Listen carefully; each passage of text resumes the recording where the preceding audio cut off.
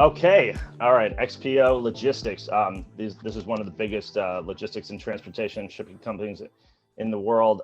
They have three major businesses, pretty much. It's less than truckload, freight brokerage, and contract logistics, which is sort of running warehouses for e-commerce companies and other consumer goods companies. They were actually one of the best performers on the S&P 500 last decade. I think they were number 7. They began as a with a roll-up strategy. CEO Brad Jacobs had kind of brought them out of pretty much a no-name company to through a series of acquisitions, gaining scale, introducing new technology. And I think it's an interesting stock to watch right now because they're about to split into two companies on Monday. The contract logistics division, which they're calling GXO, is going to be a separate stock, and then XPO will keep the transportation businesses, which is primarily the less than truckload and freight brokerage. And they also have a last mile e-commerce business, which specializes in heavy goods. So company reported second quarter earnings last night. Let's get to the numbers. Revenue, 5.04 billion.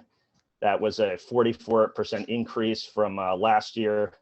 Of course, those numbers were depressed because of COVID. Still up 19% from 2019 at 4.24 billion. So I think that shows, the company's running at full speed right now. We heard from UPS earlier in the week, which sort of warned that e-commerce could slow down. So that kind of spooked investors. But I think, XPO is maybe a little more diversified, or, we didn't kind of see that from them. Stock is up 4% this morning. So market likes the report. Adjusted EPS was 186, up from 128 in 2019. And it had an adjusted EBITDA of 507 million. Revenue and EBITDA were both quarterly records for the company. Adjusted EBITDA was nearly a quarterly record. So, the macro environment here has been favorable for the company. Obviously, we've heard a lot about constraints in shipping and the high demand for e-commerce. So that's been favorable. In their less than truckload division, they reached a record operating ratio of 81.1%. That's sort of the reverse of operating margin. So that's a cost number. So their operating margin was 19% in that sector, which is pretty good. Freight brokerage revenue nearly doubled in the quarter to 915 million.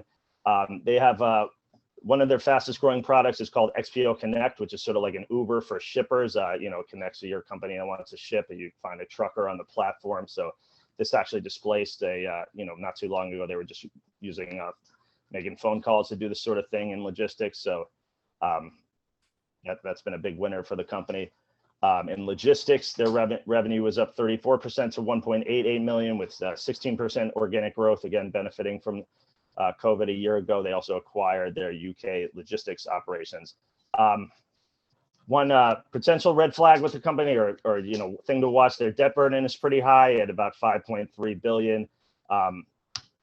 So the company has said their top goal is to reduce their debt going in the spinoff. But I think that's something to watch. And why are they doing the spinoff? Basically, CEO Brad Jacobs believes that the company's trading at a conglomerate discount based on their guidance for the year, which is EBITDA of 1.875 to 1.915 billion. They're only trading at 7 times EBITDA. That's significantly less than LTL, less than truckload peers like Saia and Old Dominion. So I think the thinking with the spinoff is that these companies will be easier to value because they'll be pure play peers to match them against. Each company will also be able to make the acquisitions and compensation that suits them the best. So I think it'll be interesting to watch. There's a lot of growth ahead for both companies in areas like e-commerce and automation and outsourcing. So, I take a look on Monday when GXO starts trading.